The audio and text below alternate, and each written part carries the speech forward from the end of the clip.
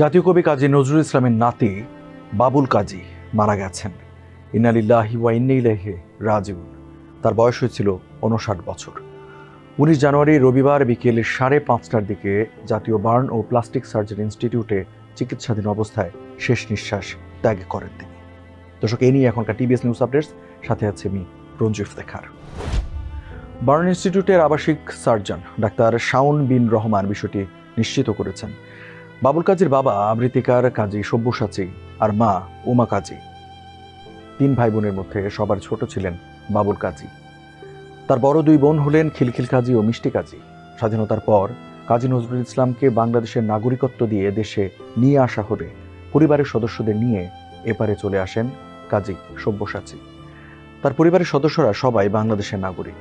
পরিবারের সদস্যদের দেওয়া তথ্যমতে 18 জানুয়ারি শনিবার ভোর 5:30টার দিকে উত্তরায় নিজের বাসার বাথরুমে সিগারেট ধরাতে গেলে গ্যাস লাইটার বিস্ফোরণে আহত হন বাবুল কাজী।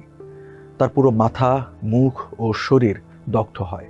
আশঙ্কাজনক অবস্থায় তাকে জাতীয় বার্ন অ্যান্ড প্লাস্টিক সার্জারি ইনস্টিটিউটে ভর্তি করা হয়। তার শরীরের ৭৪% পুড়ে গিয়েছিল, শ্বাসনালীও পুড়ে যায়। তাকে প্রথমে আইসিইউতে এবং পরে লাইফ সাপোর্টে নেওয়া হয়।